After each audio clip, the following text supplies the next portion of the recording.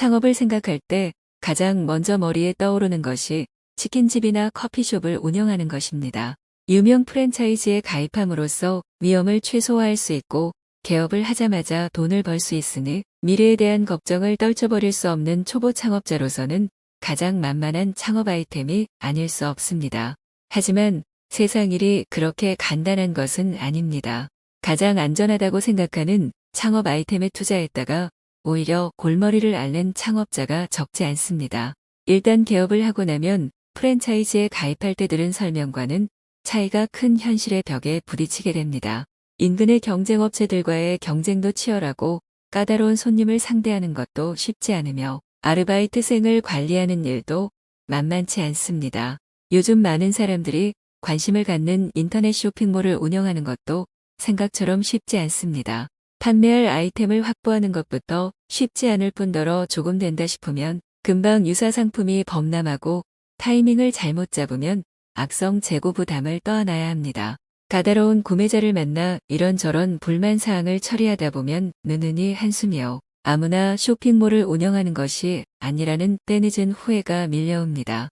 앞서 언급한 치킨집이나 커피숍과 인터넷 쇼핑몰의 공통점은 소비자를 직접 상대해야 한다는 것입니다. 소비자에게 직접 무언가를 팔다 보니 개업을 하자마자 바로 현금을 만질 수 있어서 좋지만 소비자를 직접 상대하는 데서 오는 여러 가지 문제를 감수해야 합니다.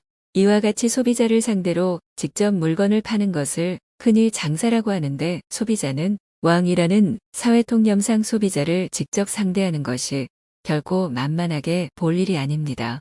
소비자를 상대로 장사할 때 까다로운 소비자를 만나는 것 못지않게 신경 쓰이는 것이 다른 사람에게 자신을 소개할 때입니다.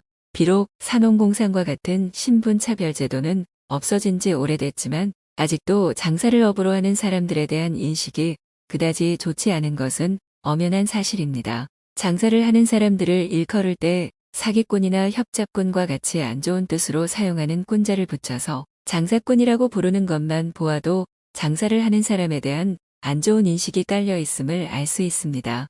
자본주의 사회에서 이득을 남기고 물건을 파는 것이 무엇이 나쁘냐고 항변할 수도 있지만 오랜만에 만난 지인이 명함을 요구할 때나 아직 철들지 않은 자식이 너희 아버지 뭐 하시냐는 질문에 무슨 장사나 무슨 가게를 한다는 말을 꺼내는 것을 창피해할 수도 있다는데 생각이 미치면 가슴이 답답해집니다. 무역의 좋은 점 중에 하나가 똑같이 물건을 사고 파는 것임에도 불구하고 일반 사람들이 볼 때 장사보다는 사업을 한다고 생각한다는 것입니다. 장사와 사업의 차이가 애매하지만 대체적으로 소비자를 상대로 직접 물건을 파는 것을 장사라고 하고 기업 간에 물건을 사고 파는 것을 사업이라고 생각하는 경향이 있기 때문입니다. 내용을 들여다보면 기업 간에 물건을 사고 파는 것보다 소비자를 직접 상대하는 것이 자리를 잡기도 수월하고 훨씬 큰 수익을 거두는 경우도 많지만 장사꾼보다는 사업가 소리를 듣고 싶어하는 창업자들의 입장에서 보면 무역을 통해서 돈을 벌면서 사업가 소리를 듣는다는 것이 매력적으로 다가옵니다.